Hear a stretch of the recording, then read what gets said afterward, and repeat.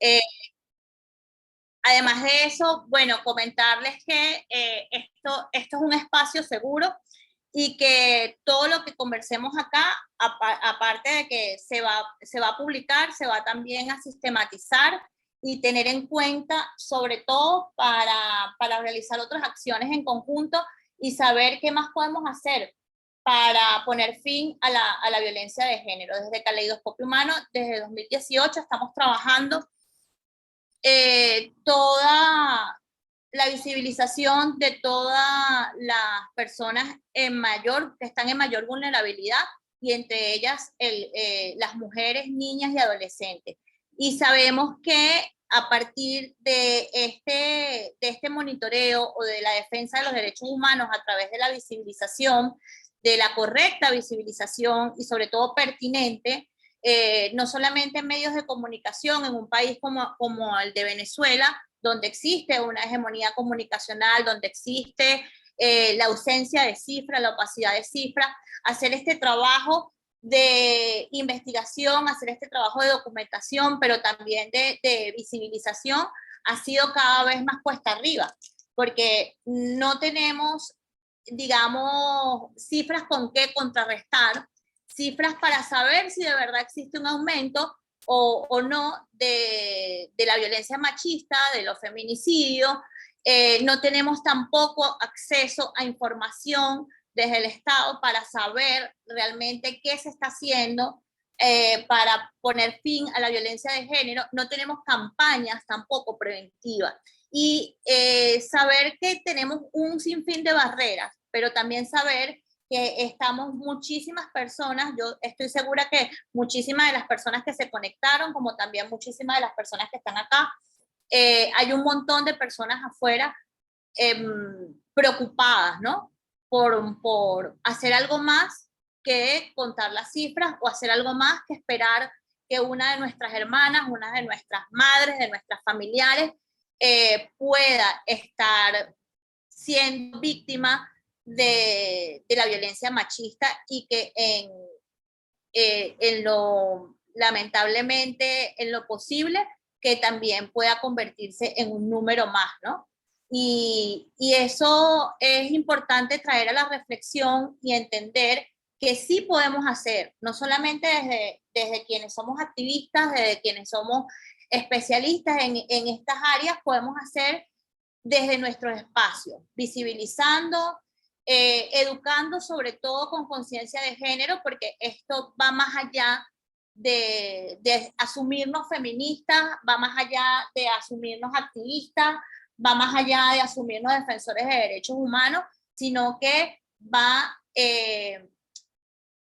de alguna manera muy amarrado, muy arraigado en lo que hemos dejado pasar. Hemos dejado pasar mucho sobre la profundización de la normalización de la violencia machista. Hemos dejado pasar muchos chistes, hemos dejado pasar muchas cosas que culturalmente las vemos normal, y que han llegado a que en este momento digamos que la violencia machista existe, la violencia contra las mujeres existe, y que hay un sinfín de números, de registros de mujeres que han matado precisamente, han asesinado precisamente por la normalización de esto. Entonces, encontrarnos con cifras, encontrarnos con noticias, digamos, un poco tendenciosas, amarillistas, encontrarnos con chistes, encontrarnos con distintas situaciones que las vemos normales, nos ha llevado a la reflexión, no solamente desde Caleidoscopio Humano, sino también desde cada una de las acciones que tenemos como seres humanos, como personas, como ciudadanas de nuestros países, nos ha llevado a entender que podemos hacer algo más. Y ese algo más está un poco representado en esta reunión. Yo quiero dar las gracias a las compañeras que están acá, que nos conseguimos en distintos espacios, nos conocemos desde distintos espacios, pero que tenemos una misma lucha. Y esa lucha en común es que nuestras niñas nuestras amigas, nuestras familiares, nuestras mujeres no sean víctimas de violencia machista y no sean asesinadas. Y que además de eso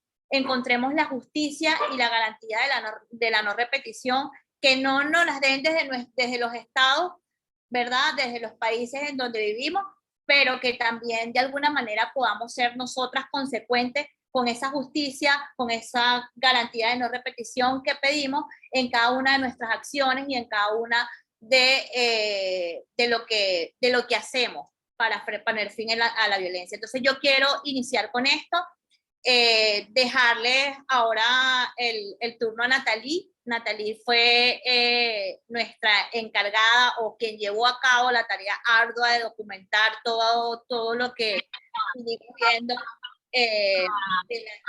de la violencia en Venezuela, y que, bueno, les va a comentar un poco de las cifras, cuáles fueron los hallazgos que conseguimos en este informe de feminicidio desde la ley de humanos, y además va a resumir un poco lo que hemos estado viendo. Muchísimas gracias. Buenas tardes, como ya Gaby mencionó, soy Nathalie Carvajal, pertenezco al equipo de Caleidoscopio Humano. En esta oportunidad estamos presentando el informe sobre violencia machista, y ya como Gaby lo reiteró y también María Alejandra, vamos más allá de las cifras, son vidas que la violencia machista ha venido cegando. Entonces, nosotros tenemos gran preocupación debido a algo que ya también las compañeras han mencionado, y es la falta de cifras oficiales en un país donde pues obviamente hay desinformación, donde también tenemos un contexto bastante restrictivo que nos impide pues realizar una serie de acciones también en todo lo que es el espacio público o cívico para poder como organizaciones también aportar a soluciones. ¿Cómo decidimos realizar esta documentación? En inicio ya otras organizaciones también lo han venido realizando, pero nosotros lo vimos con importancia para seguir mostrándole al Estado que es necesario que actúe sobre este flagelo que está acabando con muchas vidas. Nosotros también nos planteamos en cómo está el Estado está en ese tono de desinformar y de opacar una serie de situaciones y de realidades que están sucediendo. Entonces, de acuerdo con esto que se llevó a cabo, fue en base al monitoreo de medios de comunicación en los cuales se fue documentando los femicidios que estaban ocurriendo en el país. Si bien, ya Gaby también lo mencionó, no hay cifras con las cuales contrastar, es debido a eso, a que hay desinformación, que pueden ocurrir muchos femicidios más, porque puede que sean muchos más, pero ocurren en lugares donde no tenemos acceso a la información, donde los medios de comunicación no llegan y donde las personas están realmente en un estado de vulnerabilidad e invisibilización.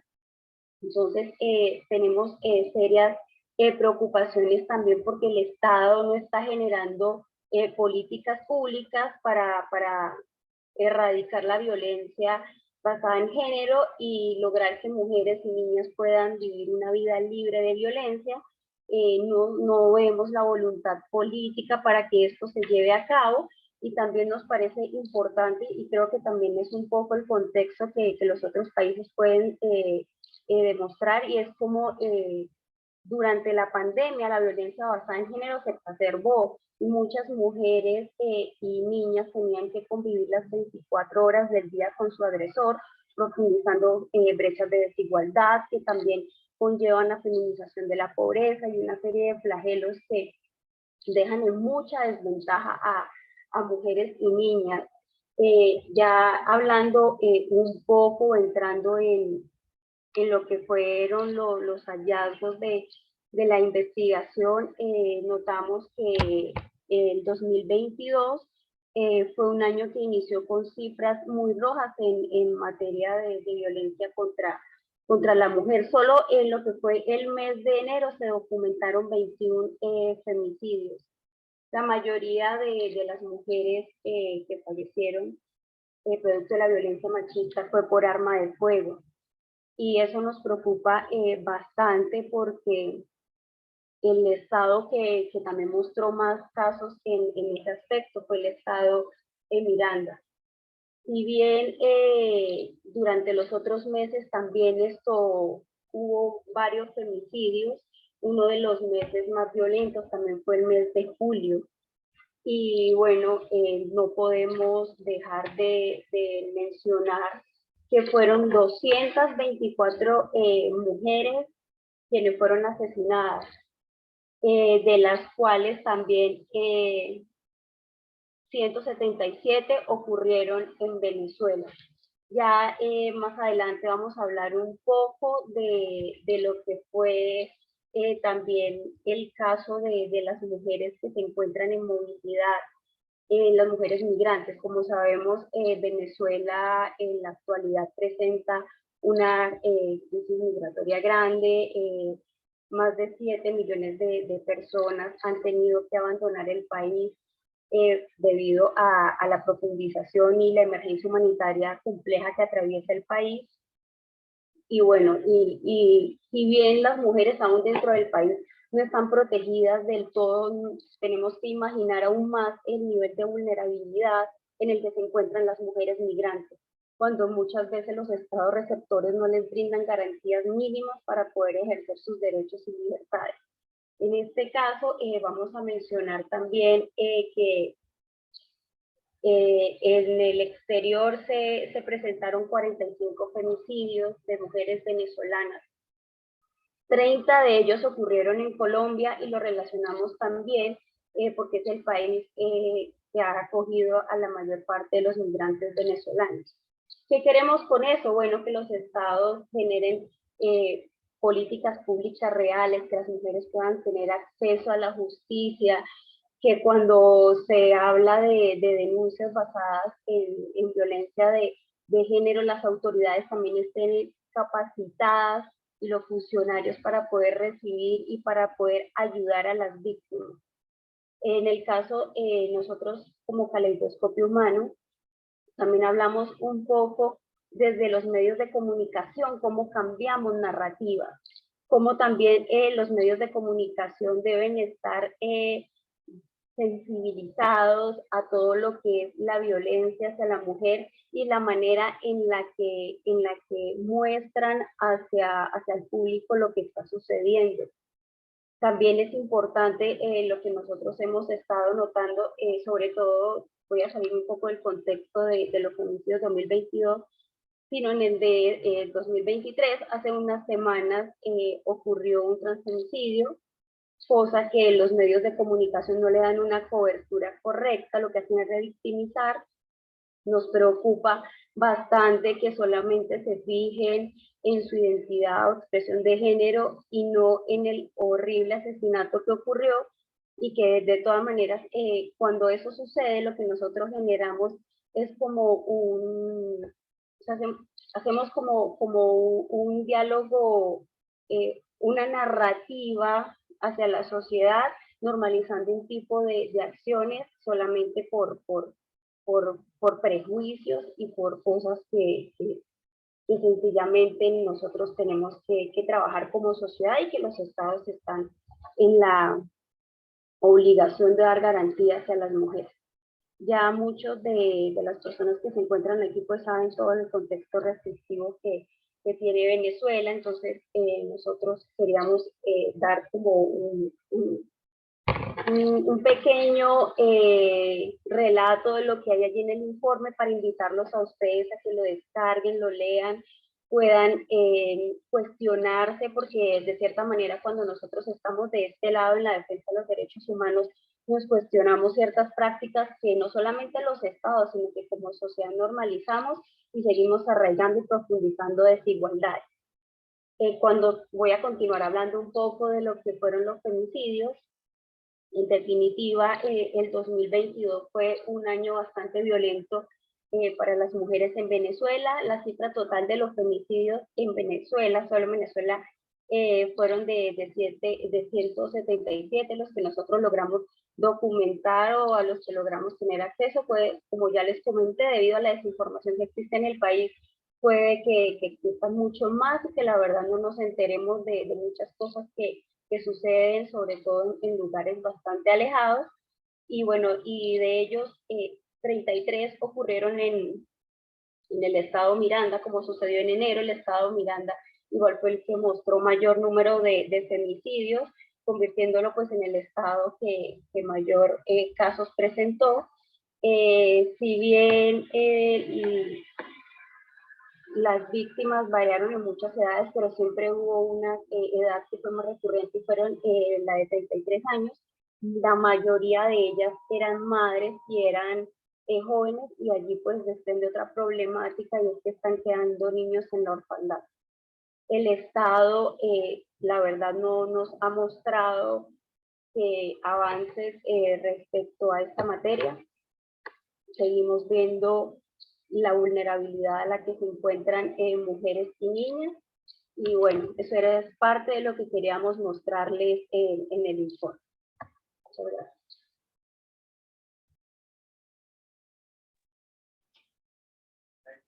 Muchísimas gracias, Nathalie. Felicitaciones por ese trabajo, porque realmente cuando lean ese informe se van a dar cuenta del trabajo, del gran trabajo que realizamos desde Caleidoscopio Humano, especialmente Nathalie.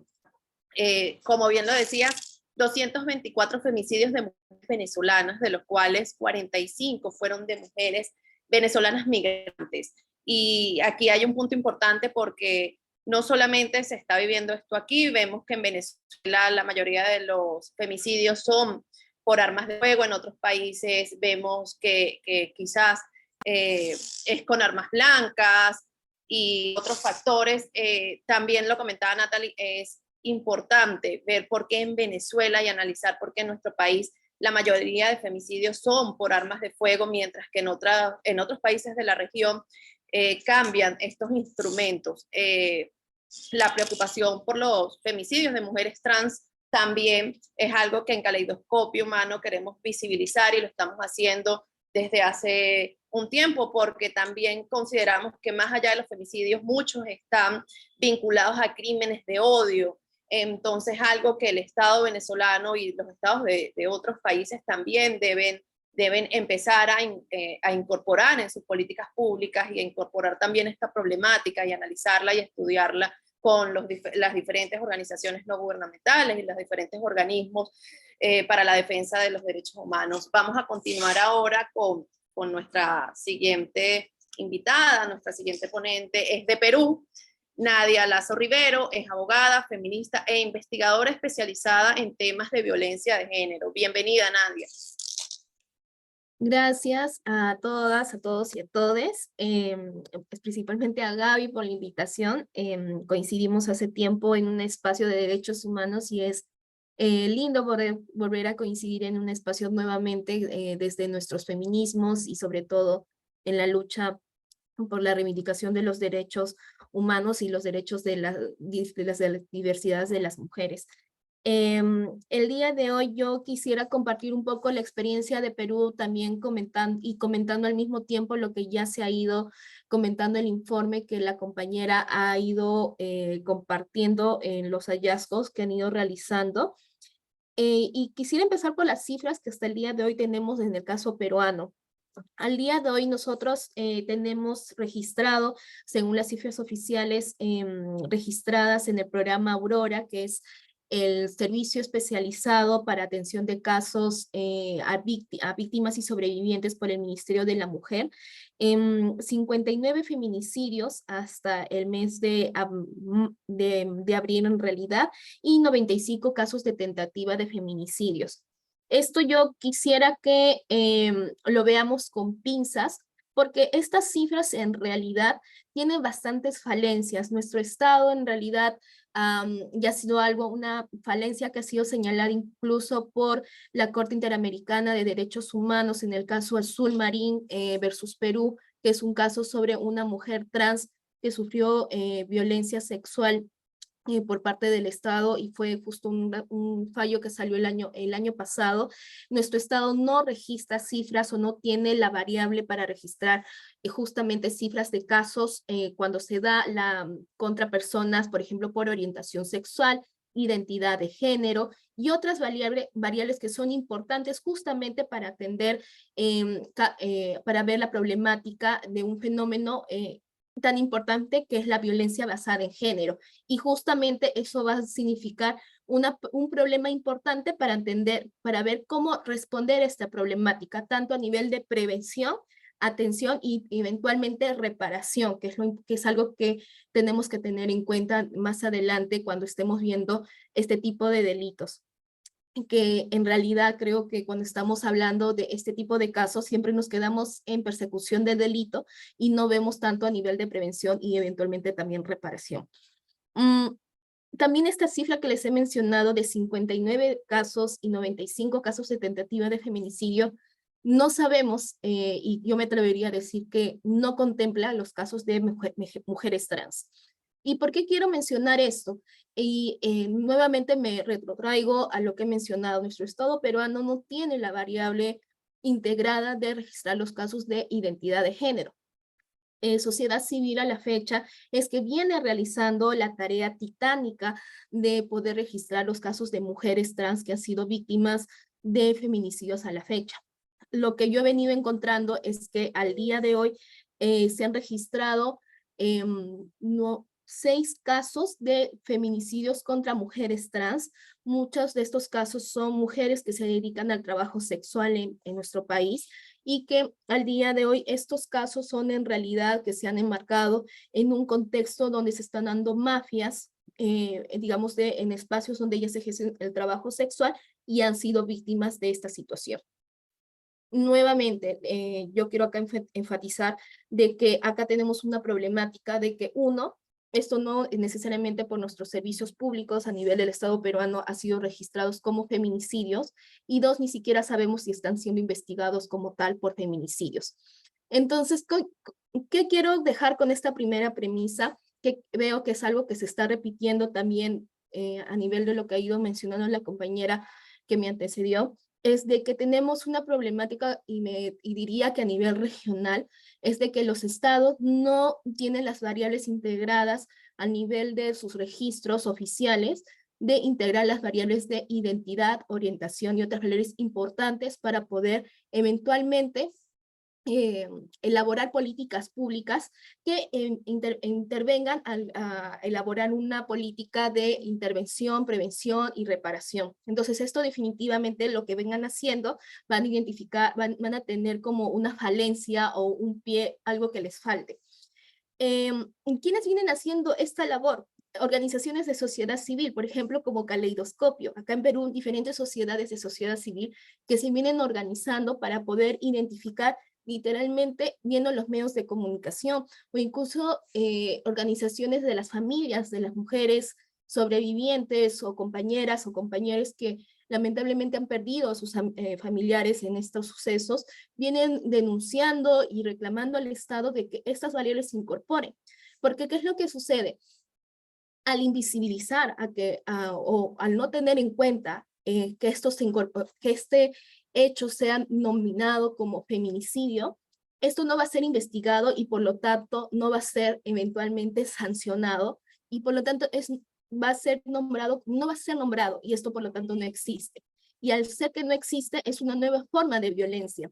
Entonces es algo que nosotros tenemos que empezar a tener en cuenta, de que es una nueva forma de revictimización que se da nuevamente, aparte de lo estructural que la propia situación de una mujer trans o la propia diversidad de las mujeres en vida han vivido, que la propia invisibilización perpetúa la propia violencia que en vida han seguido teniendo. Entonces yo creo que es importante ver que el nombrar las cosas también es una forma de reivindicación que necesitamos empezar a hablar.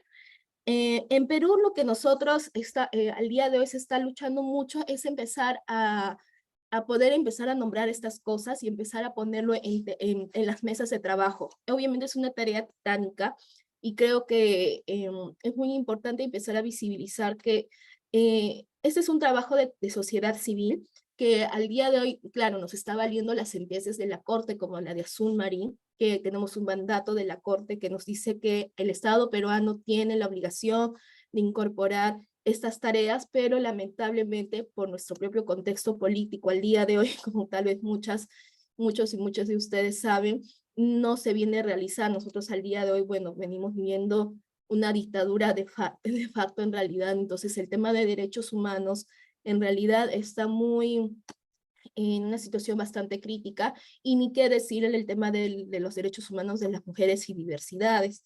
Entonces, justo este tema de las diversidades y de los feminicidios es un tema que nuevamente viene a ser relegado e invisibilizado a nivel de materia de política pública y a nivel digamos, a nivel del Ejecutivo y demás, y de los otros poderes. O viene siendo nuevamente agravado en diferentes contextos, ¿no? Por ejemplo, en protestas sociales que se vienen dando al día de hoy.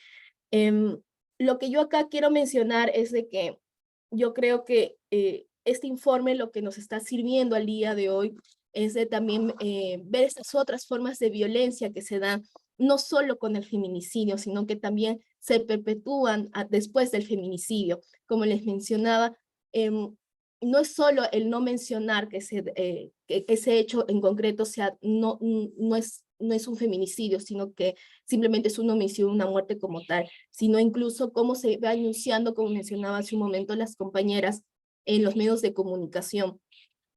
Por ejemplo, acá en Perú, hace poco, el año pasado, hubo un informe que salió sobre cómo los medios de comunicación trataban los casos de muertes de mujeres trans, o de personas trans en realidad, y visibilizaron cómo era el abordaje mediático tan revictimizante y transfóbico en muchos de los casos, que era una suerte de espectáculo que se daba de la muerte propia, y nuevamente hacía que se repercutiera o se reforzara diferentes estereotipos de las personas trans. Entonces, lo que vemos nuevamente, la necesidad es de que a nivel de política de Estado se empiece a abordar también, no solo, es también una forma de también entender que la importancia de otros aspectos relacionados a la importancia de ver, por ejemplo, los estereotipos vinculados a la identidad de género, o lo vinculado a las identidades diversas, ¿no? Entonces, yo creo que la labor acá de la sociedad civil, o de estos informes, de identificar las problemáticas que se dan, no solo a nivel de estadísticas, sino también en otros espacios como medios de comunicación, es de que sirven eventualmente para hacer un trabajo de incidencia ante los estados, ¿no? Nos da un insumo importante, y sobre todo nos sirve para poder aterrizar como un estudio, como una suerte de identificación a nivel regional, así como está dándose en Venezuela con sus diferentes características. Esta problemática se viene dando en Perú, y me atrevería a decir también en otros países con sus diferentes variables, y esto puede servir para poder identificar que esto es un problema estructural que necesita un abordaje, digamos, prioritario y relevante en este momento, porque al final del día lo que implica es el no visibilizarlo, no tomarlo como prioridad, es la vida de personas, o en realidad la revictimización, incluso luego de que ya no estén en vida, de estas personas, ¿no? Hay una autora que habla sobre la justicia epistémica, que va más allá de la vida de la persona, ¿no? Que es hablar sobre luego de la muerte de esta persona, y que sus historias vuelvan a ser reivindicadas incluso más allá de la vida. Y creo que eso es lo que es importante hablar cuando estamos hablando de los feminicidios o de los transfeminicidios, ¿no? Es hablar que sus historias y sus nombres de estas mujeres, sus identidades, sean respetadas incluso más allá de sus vidas, sino después de sus vidas. Es respetarlas tanto en los medios de comunicación, incluso en expedientes en eventuales investigaciones, y que sean respetadas sus identidades, sus historias, y la reparación que eventualmente sea obtenida para las familias o sus familiares directos o indirectos, para que pueda sobre todo mandar un mensaje a la sociedad de que estos asesinatos no deben quedar impunes, y que son muertes que no debieron suceder, y que tienen una razón de violencia estructural.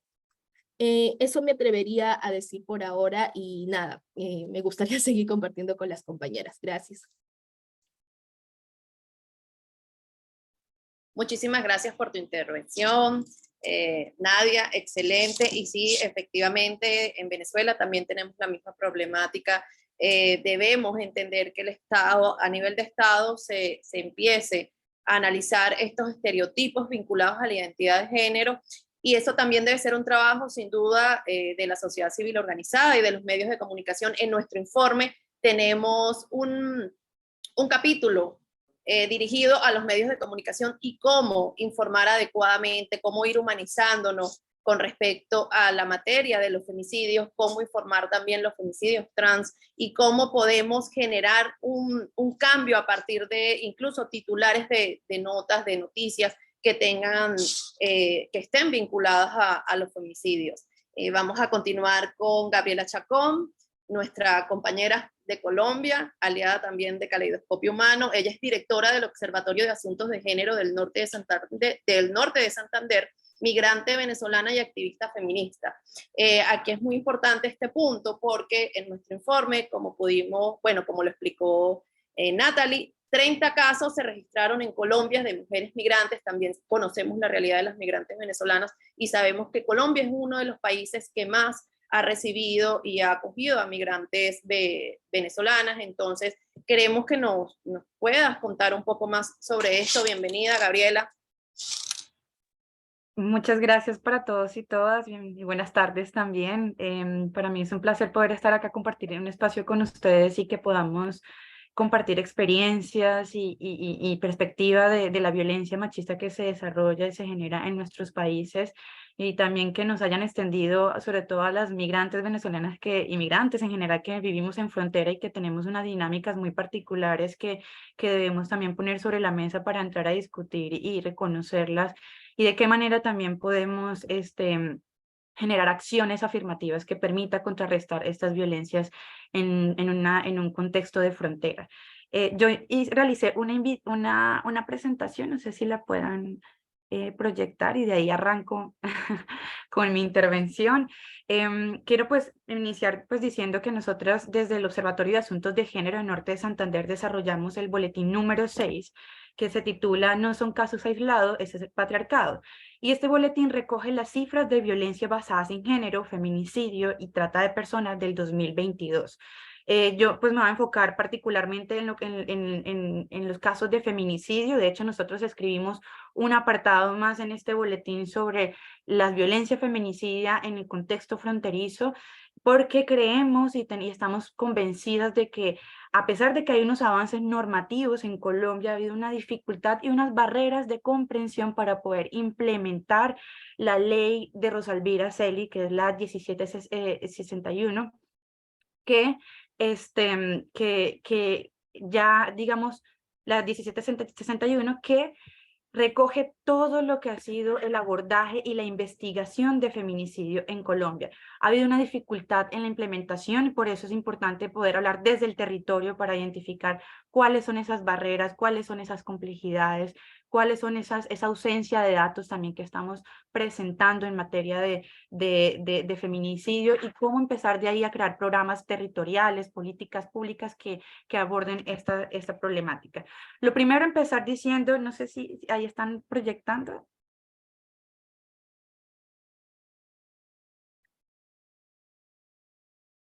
¿No? Listo, si vas a proyectar ya tienes permiso. Ok, entonces voy acá. Ya la tienes ella.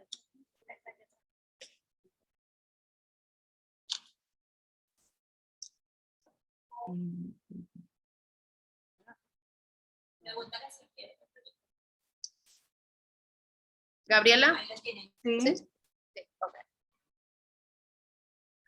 Ya, o tengo que descargar la... Si quieres, nosotros la podemos proyectar desde aquí. Me vas diciendo cuando cambiemos de lámina. Listo, perfecto, muchísimas gracias. Listo, entonces, bueno, yo les envío. ¿Tú la ves allá? Perfecto. No, no la veo. ¿Ustedes la ven? No, yo no la veo. No, sí, está, pero no, ella no la ve. Nosotros la vemos aquí, pero ella no. Ujú. De pronto por cómo está distribuido, no. Pizarra. No.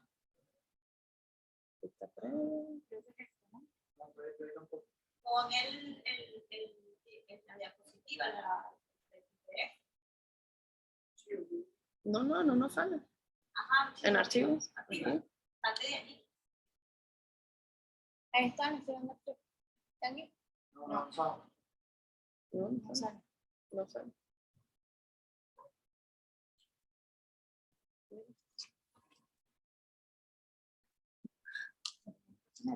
La presentación. Sí. Sí, está la presentación.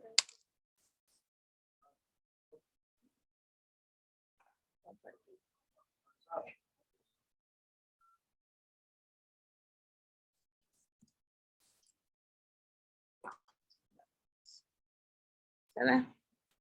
Ok. ¿Se ve? Gabriela. No, no se ve, pero ya comparto de mi que ahí se ve ya voy a Ahora hacer. sí. Ahora sí. Dale. Ahora sí. Listo. Ok, entonces, bueno, acá ese es el ya va.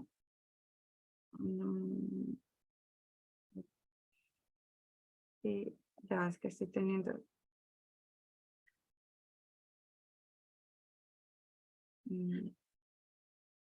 un problema con mi. ¿Sí ven desde ahí? Es que no estoy. Nosotros aquí vemos perfectamente.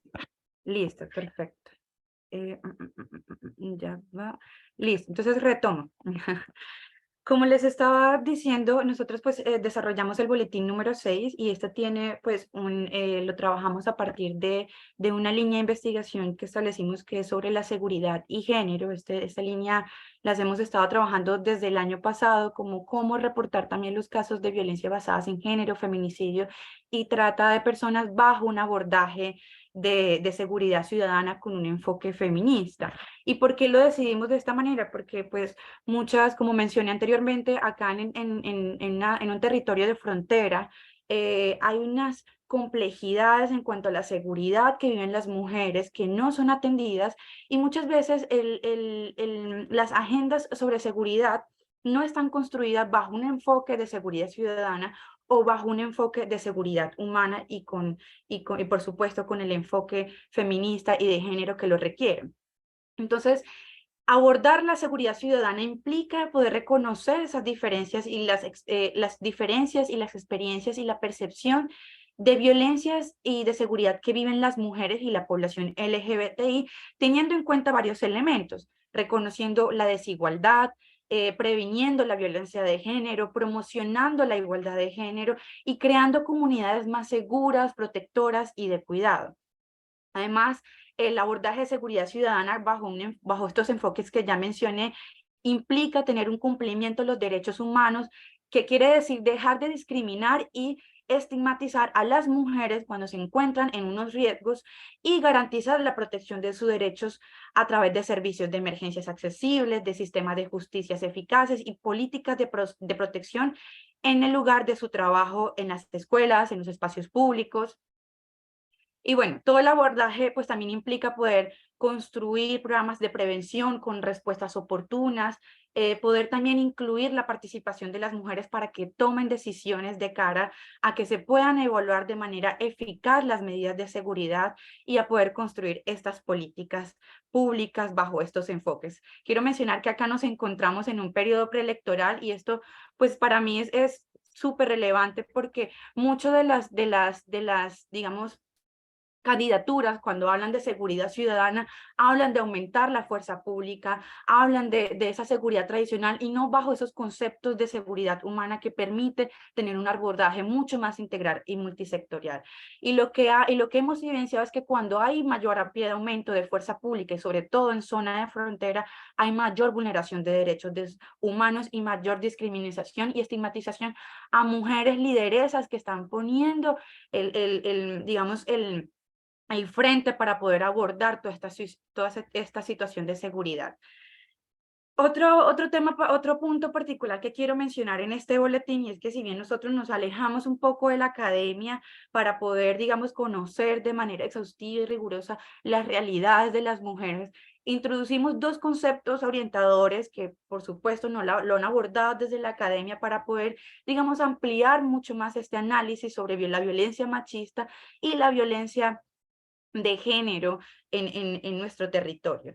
Acá pues hablamos de dos conceptos puntuales, que es el patriarcado, y como pues bien se articula muy bien con el título del boletín, y hemos, digamos, como integrado como esa conceptualización y esos estudios que ha hecho Rita Segato en cuanto al patriarcado. Ella ha mencionado que el patriarcado es un sistema de opresión que se basa en la dominación masculina y se extiende en múltiples dimensiones de la vida social, incluyendo lo económico, lo político, lo cultural y lo sexual. Y algo que Rita Segato ha mencionado es que la violencia machista no solamente se genera en los espacios privados como un asunto de crímenes pasionales, sino también en los espacios públicos. Y aquí es cuando hay una relación con las estructuras sociales y pues cómo se encuentran enraizadas en las instituciones y en las prácticas culturales de una sociedad determinada. Por eso es importante que cuando hablemos de luchar contra las estructuras del patriarcado, es poder también construir una sociedad más justa teniendo en cuenta estos elementos. Y quiero mencionar acá cómo este sistema patriarcal también tiene una fuerte relación en la frontera, pues es desde ahí, desde esa parte, de esa construcción de frontera, se ejercen violencias simbólicas y materiales que atentan contra la vida de las mujeres y la población LGBTI, que justifica la exclusión y la marginalización de estas poblaciones y poblaciones sobre todo también migrantes en estos territorios. Otro concepto que también quería mencionar acá es el concepto de la necropolítica de género, y como mencioné el feminicidio acá, sobre todo en norte de Santander, y ya les hablaré un poco más con datos precisos, por qué hay tanta dificultad y cuáles como esas contrastaciones de datos que tenemos, que hemos evidenciado a partir de lo que reporta la institucionalidad y lo que reportan los medios de comunicación. Y es que la necropolítica de género es un concepto que lo ha acuñado la socióloga costarricense Guadalupe Sagot, y ha hablado de que es una forma política en la que se utiliza la violencia para mantener el control social y político, y de ahí busca disciplinar a las mujeres y a los cuerpos feminizados para poder obtener un orden patriarcal y utilizarlo como una herramienta de control territorial. Y esto se ve muy en nuestro contexto, sobre todo en cómo los grupos al margen de la ley utilizan la necropolítica de género para generar unas nociones de miedo y subordinación hacia las mujeres. Bueno, ya desde acá nosotros pues manejamos, digamos, distintos métodos y utilizamos diferentes herramientas para poder recoger datos, y una de ellas es el monitoreo de medios de comunicación, porque hay algo que nos ha preocupado enormemente, y es cómo reportan los feminicidios, los casos de feminicidio, las instituciones y los medios de comunicación. Si bien en este reporte del 2022 vemos que hay una bastante comisión de casos de feminicidios, que son el 45%, y el otro 45% de violencia física, mientras que la violencia sexual y económica hay en menor medida. Acá quiero mencionar que los medios de comunicación no reportan estos casos como feminicidios, somos nosotros que le damos como esta configuración bajo pues estas categorías analíticas que hemos mencionado, pero creo que es importante también mencionar que la Fiscalía el año pasado, en el 2022, solo reportó 29 homicidios contra mujeres y 3 homicidios contra personas LGBTI y 3 feminicidios en el departamento de Cúcuta, Ocaña y La Esperanza. Eso, o sea, si uno quiere contrastar los datos de lo que reporta la Fiscalía y lo que reportan los medios de comunicación, es muy diferente y hay un subregistro bastante elevado. Hay algo también que queremos mencionar y es que la mayoría de los agresores que ejecutan estas violencias son, las mujeres han referido que son el 50% desconocidos, el 25% de actores armados, ilegales, y el 7% de familia. Por ello nosotros quisimos de acá sacar un apartado específico que le llamamos Doloridades, Violencia Feminicidia en Frontera, por la alta cifra de desconocidos de feminicidios que permite reafirmar lo que ya hemos dicho. Los feminicidios no se reducen en un plano íntimo, ni tampoco se puede clasificar como crímenes pasionales, sino que tiene un carácter estructural en lo cual está íntimamente relacionado con las violencias basadas en género y como contextos del norte de Santander. Algo también que quiero mencionar es que la mayoría de los feminicidios están ejecutados por hombres y utilizan armas de fuego para poder atentar contra las vidas de las mujeres, y además muchos de ellos son grupos pues o pertenecen a grupos armados, y esto nos hace también identificar que estos grupos ostentan de un poder armado que facilita de alguna manera el control sobre nuestros cuerpos. Nos parece muy preocupante que los casos de feminicidios que se han presentado acá en el departamento, la mayoría también son casos registrados por feminicidios infantiles que están vinculados a violencias como desapariciones forzadas, torturas y violaciones sexuales. Y esto hace entrever que hay una total desprotección hacia los derechos de las mujeres, niñas y jóvenes adolescentes en la frontera.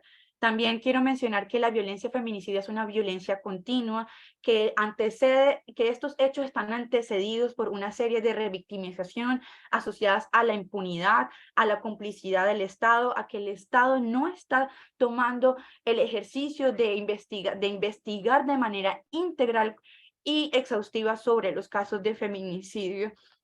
Y esto quiero mencionar un caso específico sobre una mujer de 24 años que fue víctima de feminicidio y de violencia física y maltrato psicológico por parte de su pareja. Ella había denunciado estos casos ante las entidades garantes de derechos y no se hizo nada al respecto. Y también mencionar un caso específico del boletín anterior de una mujer, una niña de 5 años, quien murió en una ambulancia intentando cruzar la frontera de Venezuela hacia Puerto Santander. Ella no pudo ser atendida ante un centro de salud, y esto hace también pues entender cómo hay una desatención en la salud que sucede en las zonas fronterizas y cómo las mujeres, niñas empobrecidas presentan barreras al acceso a los servicios del Estado y son excluidas. Una de las lideresas nos mencionaba que las mujeres, si bien todas vivimos una violencia, no todas la viven de manera por igual. Y acá lo que queremos mencionar es que los feminicidios hacia las mujeres en frontera, sobre todo en la que hemos podido dar cuenta en la frontera colombo-venezolana, se refleja la forma en cómo el machismo, la xenofobia y la clase, o como otros dicen, la porofobia, se cruzan para desechar de alguna manera los cuerpos menos privilegiados. Ya por último, quiero mencionar que nosotros desde el observatorio estamos también bajo un interés profundo en poder generar estrategias que puedan humanizar los datos, y en esto queremos pues a partir de herramientas que nos pueda ofrecer el arte, la cultura, los medios de comunicación, darle un enfoque a cómo dar vida a los datos que más allá de cifras, de estadísticas, podemos también transformarlas en historia y en experiencias tangibles que puedan, digamos, darle una mayor comprensión y conexión a nivel humano.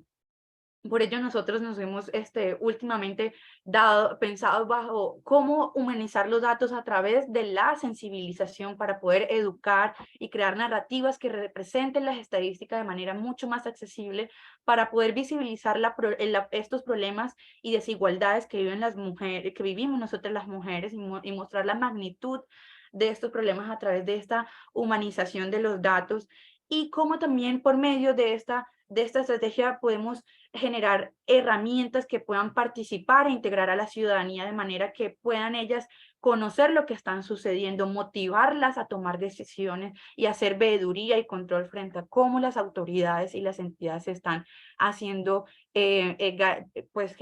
generando garantías y protección hacia las mujeres. Ya por último, quisiera pues generar como unas recomendaciones que están acá en el boletín, y es que es importante poder realizar auditorías de seguridad y evaluar cómo la gestión pública y las entidades están dándole un abordaje hacia la violencia feminicida. Nosotros hemos hablado de la necesidad de poder instaurar alertas tempranas para poder prevenir la violencia desde un enfoque de género, poder también identificar los desafíos de manera local y poder identificar como esas áreas que son de urgencia, intervención, como en las zonas periféricas de la zona fronteriza, donde hay mayor intervención de grupos armados, para poder identificar cómo de esa manera poder generar como comunidades mucho más protectoras y seguras. También importante poder generar capacidades técnicas a las entidades como la Fiscalía, la Policía. Ellos mismos confesaron que no cuentan con rutas ni protocolos de atención y que desconocen la ley. Y poder con ello también generar pues otra serie de estrategias como apropiación de los espacios públicos desde una perspectiva de género, diseñar políticas públicas y espacios que puedan ser acogedores, concurridos, que puedan, generar una sensación de seguridad. Muchísimas gracias. Gracias a ti, Gabriela, por explicarnos la situación de las mujeres y las migrantes venezolanas en Colombia. Tú dijiste un punto muy importante, que es que los femicidios no pueden llamarse crímenes pasionales. Esto es algo que tanto los medios de comunicación como los estados deben entender, y que la violencia machista es una violencia continuada, y esto se debe en mucho o la mayoría de los casos a la impunidad y la omisión de la justicia en los países. Nuevamente te doy las gracias y vamos a continuar con María Fernández Camacho. Ella nos acompaña desde Argentina, es integrante de la Red de Periodistas por una Comunicación No Sexista, miembro de la plataforma Comunicar por Igualdad, y está maestrando en Educación, Lenguajes y Medios, y además es activista feminista. Bienvenida, Mariana. Hola, ¿cómo les va? Bueno, muchas gracias por la invitación, un placer verla a Gaby de nuevo. Y conocerlas a todas. Bueno, montones de cosas de las que fui tomando nota, quizás para no repetir y aportar a lo mejor desde otro lado. Nosotros en Argentina tampoco contamos con registros oficiales. El último que hay de parte de un observatorio de la Corte Suprema, o sea, del Poder Judicial Estatal, es del 2019, así que son, igual que en sus países, son las organizaciones sociales las que llevan la cuenta de las muertas. Ahora, por ejemplo, el último observatorio de la Casa del Encuentro, que es una de las organizaciones que hacen estos registros, habla de 56 víctimas, 56 femicidios entre enero y febrero de 2023, así que estamos ya casi con una muerta, una mujer asesinada por día, teniendo en cuenta que fueron 59 días, ya casi es una mujer asesinada por día. Un trans travesticidio, después también la Casa del Encuentro calcula lo que llamamos femicidios vinculados de varones adultos o de niños, o sea, esos asesinatos que terminan sucediendo en la situación de violencia. Así que bueno, hay factores que se repiten en la región claramente.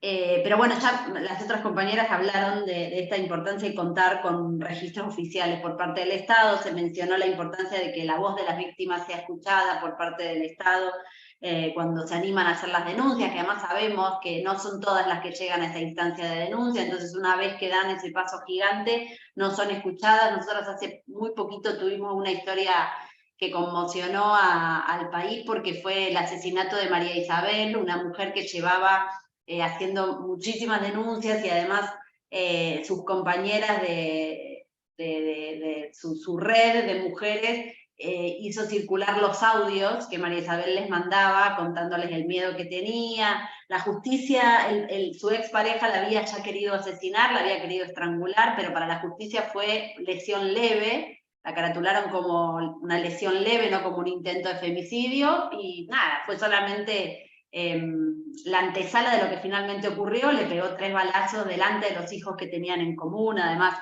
Digo, bueno, como estas historias hay un montón, pero se me venía a la cabeza cuando Gabriel hablaba de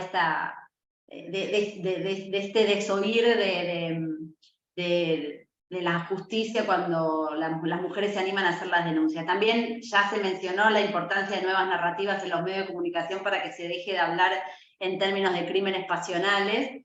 Entonces pensaba, bueno, ¿qué otra cosa puedo aportar, no? Y estamos a 30 de mayo, nosotras en Argentina tenemos ahora el 3 de junio, el sábado, el 8º aniversario del Ni Una Menos. El 3 de junio de 2015 fue la primera movilización en Argentina de lo que después se llamó el Ni Una Menos, que tuvo rebotes en distintos puntos de la región, y después vino el Me Too en Estados Unidos, en fin. Y pensaba, nosotros ahora el 3 de junio tenemos entonces esta nueva movilización que se convoca en Buenos Aires, pero se replica en un montón de provincias del país.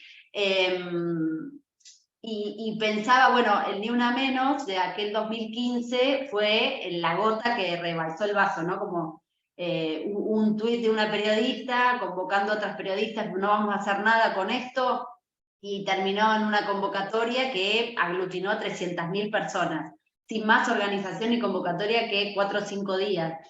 Que lo que permitió el Ni Una Menos en esa primera movilización fue visibilizar esta conmoción y entender que la violencia machista era un fenómeno social. Ahora, el femicidio que fue esta gota, que rebalsó, fue el asesinato de Kiara Páez, una nena de 14 años que estaba embarazada, y su femicida era su pareja, fue su pareja, que era un nene de 16 años. La mató a golpes y después, con ayuda de su familia, la enterró en el patio de su casa. Pero yo pensaba, una criatura de 14 años que es asesinada por otra criatura, porque es un chico, un adolescente de 16 años. Digo, porque en algún momento tenemos que empezar a pensar en lo que hay antes del asesinato y de la penalidad, ¿no? De dejar de pensar tanto con mirada punitivista para ver cómo evitamos que un pibe de 16 años mate a golpes a su novia de 14 porque no quería avanzar con un embarazo. Claramente este pibe, tuvieron relaciones sexuales, no se cuidaron, ella queda embarazada, ella quiere avanzar con ese embarazo, él no, y entonces decide matarla.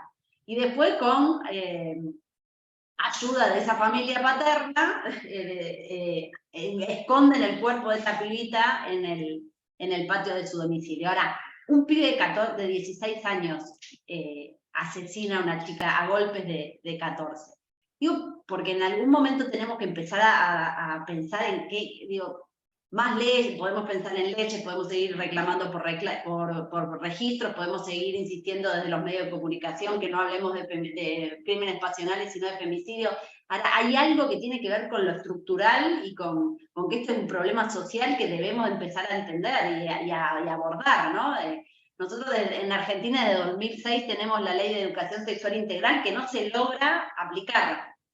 La iglesia, la religión y las familias conservadoras diciendo con mis hijos no te metas, y entonces la ideología de género es el cuco, que no quieren que en las escuelas se aborden temáticas enmarcadas en esta Ley de Educación Sexual Integral que tiene mucho más que ver con cómo cuidarse frente a una relación sexual, sino el respeto a un otro, las corporalidades, la manera, estereotipos, roles, sí, también la manera de cuidarse entre vínculos sexoafectivos, identidad de género.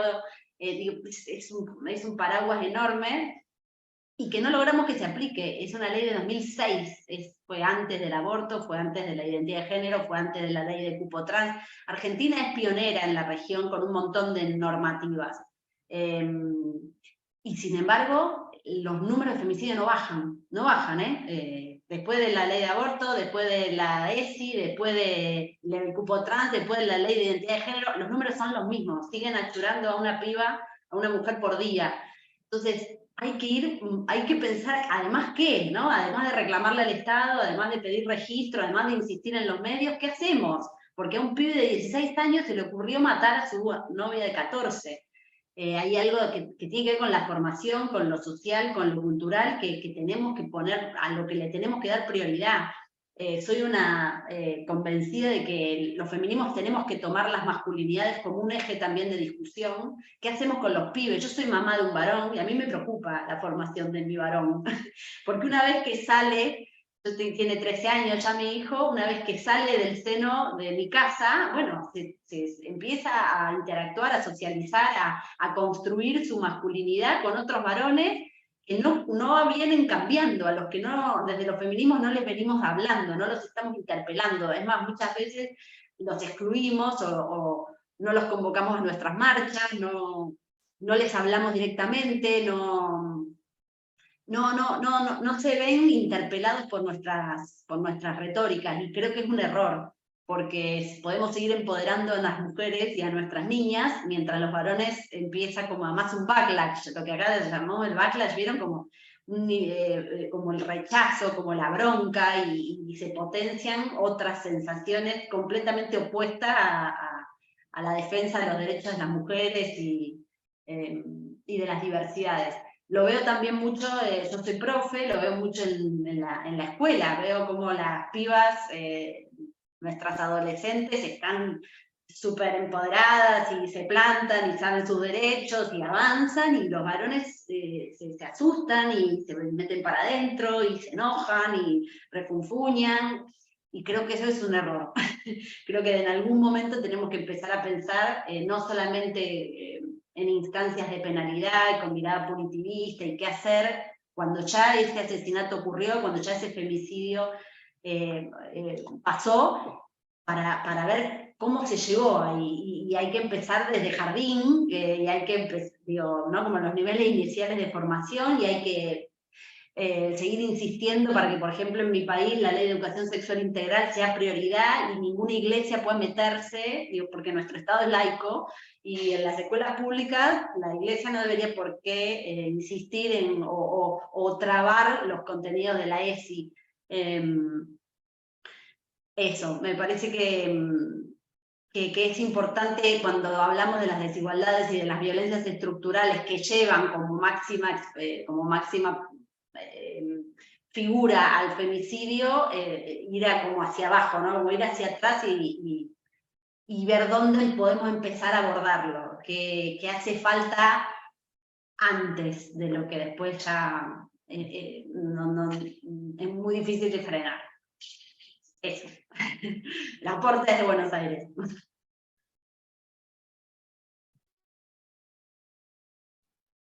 Muchísimas gracias, Mariana.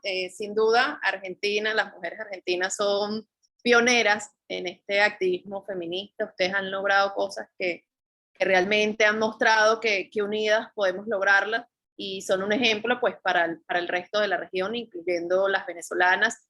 Ahora abrimos la ronda de preguntas para los que están de forma presencial, si desean realizar alguna pregunta, los que están a distancia.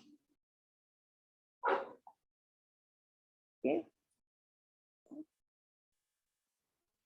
¿Qué? ¿Pregunta? Se tienen que acercar hacia acá, no, para acá, para que te escuche.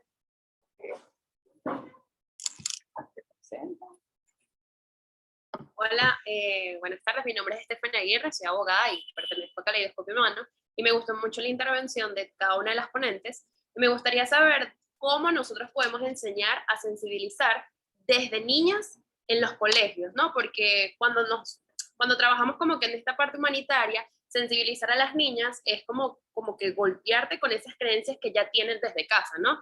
Y es como, ok, ¿cómo yo puedo explicarles qué significa el machismo, qué significa la violencia basada en género, pero desde una perspectiva que se pueda entender y cómo cultivarlas desde pequeñas? Esa sería mi pregunta.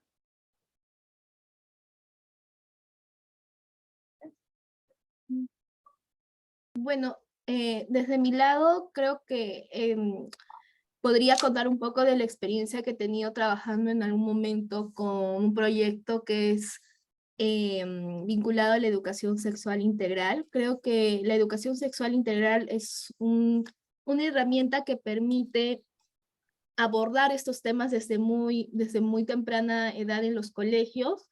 Y claro, va teniendo etapas sobre qué conceptos o instrumentos tú puedes ir introduciendo de acuerdo a la edad del público, de la niñez que estás teniendo frente a ese espacio, ¿no? Y yo creo que es muy importante al menos que esto esté muy vinculado a cómo también en el entorno, sobre todo a nivel de colegios o los espacios educativos, estén comprometidos en esa temática, ¿no? Acá al menos en Perú hay toda una lucha para que la ESI sea una materia que esté instaurada o que sea perdurable en la currícula nacional. Estamos entre que está instaurada, en que se la quieran bajar, o sea, estamos ahí en muchas idas y vueltas, pero algo que se ha visto necesario es de que a mayor la ESI como una estrategia de prevención de la violencia, en realidad. Si tú empiezas a hablar de educación sexual integral y los diferentes conceptos que van vinculados a ellos, en realidad vas a tener a niñeces y adolescencias más sensibilizadas para identificar diferentes factores de violencia, pero también para que puedan reeducarse también en conceptos sobre nuevas masculinidades, también creo que es necesario, ¿no? Entonces yo creo que en diferentes espacios de proyectos que puedan tenerse desde diferentes actores de sociedad civil, creo que la ESI y ver estos es una buena estrategia con los diferentes conceptos que la ESI aborda, ¿no? Creo que la ESI tiene diferentes temáticas que pueden ir abordándose. Creo que es una estrategia muy importante como estrategia de prevención.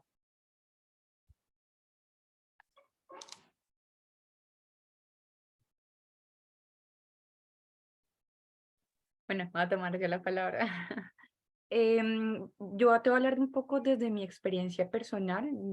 Como mencionaron, también soy gestora cultural y utilizo mucho las herramientas que nos puede proveer el arte para poder justamente llegar a otros sectores o poblaciones que muchas veces no tenemos en cuenta y que requiere, digamos, de unos mecanismos o unos enfoques particulares para poder, digamos, acercarnos a ellos. Y algo que nos ayuda, que ha sido como una experiencia exitosa, ha sido las artes escénicas, como a través del teatro, de los títeres también, sobre todo los títeres específicamente, nos ha ayudado muchísimo a contar como esas narrativas que son tan difíciles de expresar y sobre todo una población tan sensible sin generar como algún tipo de acción con daño, sino que ellos puedan también desde su misma comprensión de lo que está sucediendo y de lo que representamos allí a través de estos elementos caricaturescos, puedan ellos también como sensibilizar, generar preguntas, participar, sobre todo lo que buscamos, como que ellos puedan participar y empezar a cuestionar cosas que se han normalizado desde la familia. Yo creo que el ejercicio también debe estar incluido en los espacios que puedan participar los padres, las madres, porque muchas veces desde allí se reproduce como los estereotipos y cómo también generar como esas recomendaciones a los padres de familias que puedan pues también como ir cambiando esas prácticas que van formando como digamos a los niños de alguna manera, como de manera pues con prácticas muy machistas. Nosotras hicimos una vez un proyecto con artes escénicas y estaban también incluidos los padres y madres, estaban los hijos, y desde allí ellos empezaron a identificar, yo no sabía que era homofóbico o a mí no me gusta, por ejemplo, que mi hija se relacione como con sus compañeras de esa manera, pero estoy cayendo en unas conductas homofóbicas, ¿sí? Entonces, cosas así nos permitía como muy sencillas, pero digamos, incidía de alguna manera en que ellos pudiesen como cuestionarse a sí mismos e incluso a repararse entre ellos mismos. Entonces me parecía pues interesante. Mariana, si quieres aportar algún dato a la pregunta. Sí, en realidad me sumo a la propuesta de Nadia, bueno, y también de Gabriela. Nosotras tenemos también en Argentina está la ESI, la Ley de Educación Sexual Integral, como decía Nadia, está dividido según niveles, con propuestas de actividades. Lo que nos pasa a nosotras que quedó a lo mejor muy binaria, porque hablamos de una ley de 2006, y seguramente necesitaría un refresh para actualizar más temáticas relacionadas a las disidencias sexogenéricas, pero igual me parece como un inicio de qué hacer en el aula o en espacios culturales, como decía Gabriela, con diferentes niveles, desde nivel inicial, primario y secundario, como se diferencian acá. Puede ser una guía. Después hay que hacer, ninguna receta es universal, después hay que hacer las adaptaciones ni siquiera a territorios. A veces hasta bien chiquita en una escuela puedes hacer una cosa y en otra escuela otra, pero como guía base están buenas esas experiencias.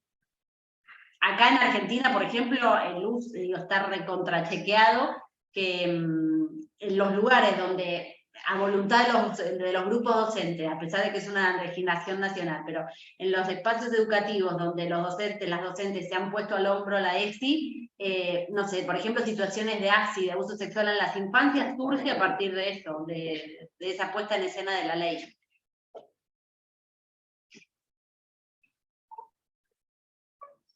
Perfecto.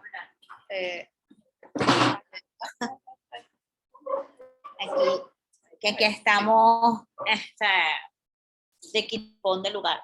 Sí, bueno, yo quería comentar más allá de responder la pregunta de Stephanie, ya que estoy totalmente de acuerdo con lo que comentaba, además de bueno, hacer un esfuerzo también desde las familias, desde la misma sociedad, de tratar de entender un poco lo que dicen, lo que ya vienen trabajando nuestras infancias, ¿no? Los niños, niñas, adolescentes son quienes ahora tienen como más acceso incluso a estos temas de género, tienen un poco más de acceso a información que tal vez para algunas edades o algunas generaciones cuesta un poco más, sé que cuesta, y que de alguna manera pueden romper con algunas conductas machistas, con todo lo que es el tema cultural que venimos atravesando en la región. Yo creo que este ejemplo que han dado las nuevas generaciones, sobre todo niñas, niños, adolescentes, quienes ya se atreven a hablar del tema de incluso derechos sexuales y reproductivos, incluso lo que es el género y la diversidad, son ellas estas edades quienes de alguna manera nos han empezado a adentrar en estos ámbitos. Hablar cuando hablaba Mariana, lo que es la famosa ideología de género, y escuchar que todavía hay gente que profundiza estos discursos antiderechos, profundiza estos términos, ¿no? Que avalan, digamos, todo esto a través de una supuesta ideología que se le pretende imponer a niños, niñas y adolescentes. Entonces, yo creo que escuchar y abrir un poco más allá el entendimiento hacia estas nuevas generaciones, estudiar sobre todo muchas veces en el medio del camino recorrido en lo que ha sido la lucha por los derechos humanos de las mujeres, digamos, particularmente, ¿no? Desde mi vida profesional y desde, digamos, de estas cachuchas, tanto como periodistas como defensora de derechos humanos, siempre digo que tenemos que empezar a entender y a deconstruir también esas puertas que nos abrieron nuestras pensantes feministas, nuestras luchadoras feministas, que no están acorde con los tiempos y que tiene que ver por una sencilla razón, que los tiempos van avanzando, ¿no? Y tal vez que lo que no notamos al inicio de la historia del feminismo, no solamente en Venezuela, sino en la región, está abriéndose un poco más, y por eso ahora hablamos del feminismo interseccional, por eso ahora hablamos de comprender un poco más nuestra visión y ampliarla, y que eso no se trata de un borrado o un silencio a la lucha feminista, ¿no? Incluir también a las mujeres trans, incluir también a las mujeres de la diversidad. Y eso es importante también, y tiene que ver con esto que comentaba Stephanie. Y bueno, yo creo que para cerrar, si no hay más, digamos, creo que no hay más preguntas por allí a quienes están conectados, también me voy con esa invitación a seguir haciendo. Yo voy a seguir compartiendo con ustedes, muchachas. Yo sé que siempre están dispuestas allí también de hablar de estos temas, pero también con quienes nos acompañan hoy y quienes, bueno, nos escuchan después en diferido, para poder hacer esa ruta, construir esa estrategia en lo que es hacer un poco más por parar la violencia machista, más allá de contar las cifras. Sé que las cifras es importante, sé que tener esos registros es importante, pero creo que más importante es tratar de hacer seguimiento a que las investigaciones se realicen, hacer seguimiento a que no quede en la memoria o no quede en un caso. Hoy justamente lo comentaba, en Venezuela hay un caso emblemático que es el de Linda Loaiza López, una mujer que, bueno, que fue agredida y que es un emblema justamente de la violencia de género por todo lo que implicó su caso, y que tiene una decisión entre la Comisión Americana de Derechos Humanos, y que todavía Venezuela no ha cumplido, el Estado venezolano no ha resarcido a Linda Loaiza. Y justamente vemos como un miembro de su familia digamos, pasaron más de 20 años, y un miembro de su familia, de la familia del agresor, y que también ha estado vinculado a estas denuncias que Linda ha hecho públicamente, cómo se le da un honoris causa, ¿no? En la academia también. Creo que una de ustedes lo mencionó, cómo desde la academia también se ha utilizado la profundización de estas prácticas machistas, y cómo de alguna forma nos hemos callado porque, bueno, está avalado, ¿no? Por la misma academia. Yo creo que hablar, entender y construir esta ruta en alianza. Siempre digo que soy una beneficiada del universo, y cómo las conocí a ustedes, y cómo he conocido también a las compañeras en la lucha, y cómo he tenido la experiencia de ver también este tema desde otros ojos, ¿no? Y no solamente desde el lado venezolano, donde es ahora donde estamos despertando. El movimiento ha despertado hace mucho tiempo, pero donde ahora estamos despertando por el tema de la violencia machista en el país. Entonces, la invitación es justamente a ser coherente, a encontrar más interés para seguir aportando, y bueno, que unamos esfuerzos, que de repente cualquier acción, cualquier cosa que creen que ustedes que podamos hacer, o que podamos poner ese granito de arena para parar la violencia machista, lo podamos hacer, y lo podamos hacer en conjunto. Esto es una labor que lamentablemente no vamos a tener digamos, la solución de todo en los próximos días, pero sí vamos a tener la solución de que nuestras niñas y adolescentes crezcan en espacios más seguros, o al menos conociendo que esto existe y que no está bien normalizarla. Entonces, bueno, muchísimas gracias. Dejo a Mariale para que cierre, y les mando un abrazo a todas que están por allá, pero sé que estamos acá cerca en la lucha. Muchas gracias, Gaby. Muchas gracias a todos y todas los que se conectaron y nos acompañaron de forma presencial y a distancia en esta actividad. Sin duda, estos conversatorios, estas actividades demuestran la ausencia de avances para erradicar la violencia no solamente en Venezuela, sino en la región. Y creo que la importancia de estos conversatorios es lo que comentaba Gabriela, es unirnos, es lograr esas alianzas, es lograr de una u otra forma poner nuestro granito de arena para erradicar esta violencia que está afectando a las niñas, adolescentes y mujeres en la región. Nuevamente le doy las gracias por acompañarnos en esta tarde y nuestro informe lo pueden encontrar en las redes sociales, en nuestra página de Caleidoscopio Humano. Ahí encontrarán el informe completo, las cifras, el capítulo que realizamos especialmente para los periodistas, y encontrarán otros datos importantes sobre la cobertura y cómo podemos aportar, especialmente en Venezuela, para lograr la erradicación de la violencia basada en género. Gracias.